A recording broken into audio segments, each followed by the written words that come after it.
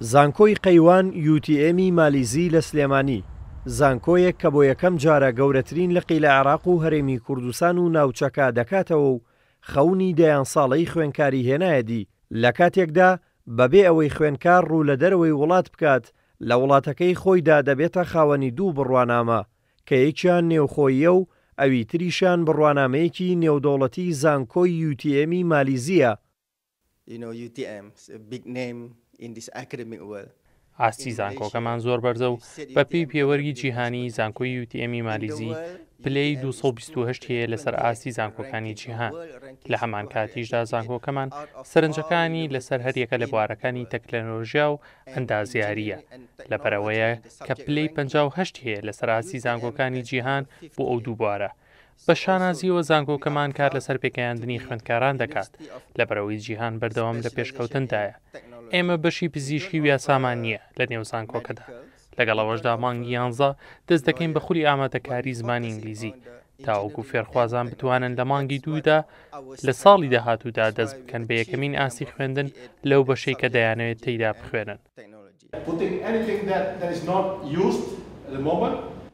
زانکۆی قەیوان UTMی مالیزی لە سلێمانی پرۆسەی وەرگرتنی خوێنکاری دەست پێ کردووە، بەڵام پێشەوەی خوێنکار دەست بە خوێندن بکات کۆرسی زمانی ئینگلیزی بۆ ماوەی 3 مانگ پێدەوترێتەوە. پێم وابوو لە نێوان هەموو زانکۆکانە ئەمە تەنیا ڕێی منە، یعنی لەوانەیە زانکۆی قەیوان باشترین بێ هەرچەنەکە ساڵی یەکەمی بەڵێن خوێندنیەتی چۆنەڵێ ئێمەش خۆمانیاوەتە دەست ئەو قەدەرە، بەڵام بە هیواین لە ئاستی چاوەڕوانەکانی ئێمەیە بێت. من هاتمەم زانکۆیە چکۆمێکێکە لە زانکۆ ئازبەرزەکانی جیهان و پێم باش بۆ لێرە بخوێنم و بۆ ئەوەی لە ئەخیرا هەلێکی کاری باشم دەستکەوێت و بیل لە داهاتوویکی باش بکەمەوە. زانکۆی قەیوان UTMی مالیزی لە ئێستادا 4 بەشی تێدا کراوەتەوە: بەشەکانی کۆمپیوتەر، نێتوۆرک سکیوریتی و ئەندازیاری سۆفتوێر و بەشی بەڕێوەبردن داش تەکنەلۆجیا لەگەڵ بەشی پەرەپێدانی سەرچاوە مرۆیەکان کە بۆ یەکەم جارە لە زانکۆکانی هەرێمی کوردستان دەکرێتەوە. زانکۆی قەیوان UTMی مالیزی بۆ ئەم ساڵی خوێندن ئاسانکاری زۆری بۆ خوێنکاران کردووە و کورسی تایبەتیشی بۆ یەکەمەکانی پارێزگاکان بێبەرامبەر دابین کردووە. بە شێوازێکێکمان خستووە کە بە هەمان سیستەم، بە هەمان پرۆگرام، بە هەمان کواڵەتی خوێندنی مالیزیە فێرخواز لێرە خوێنێت. وەستافی وانەوتنەوەش 150 مالیزی دەبن، 150 ناوخۆی دەبن و بە شێوازێک ڕێکخراوەکە ئەم 150 ناخۆش لەلایەن زانکۆی UTMەوە ڕاهێنانیان پێکرێت بۆی دڵنیابین لەوەی کە بە هەمان کواڵەتی زانکۆی UTM مالیزی لە زانکۆکەمان وانە دەڵێنەوە. لەبەرەوەی یەکەم ساڵە زانکۆکە کرێتەوە لەبەر چاوگرتنی بارودۆخی دارایی و ئابووری هەرێمی کوردستانیش لە هەنگاوی یەکەم بڕیارماندا بڕی 1 ملیۆن دینار داشکاندن بکەین بۆ هەر بەشێک. ئەمە مژدەیەکی دڵخۆشکەر بوو بۆ دانیشتوان و کرێ خوێندن بە شێوازێک ڕێکخراوە. ئەگەر فێرخواز بچێتە مالیزیە تەنها کرێ خوێندنەکەی زیاترە بێ لە مالیزیە وەک لە ناوخۆ.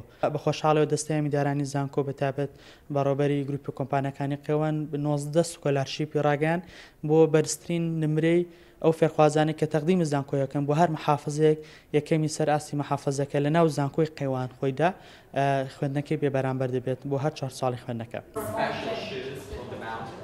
زانکۆی قەیوان UTMی مالیزی کە لەسەر ئاستی زانکۆکانی جیهان ڕیزبەندی 228مینی هەیە لەگەڵەوەی بەشداری جدی دەبێت لە بەرزکردنەوەی ئاستی هۆشیاری، لەگەڵەوەشدا گرنگیکی بەرچاو دەدات بە توێژینەوەی زانستی.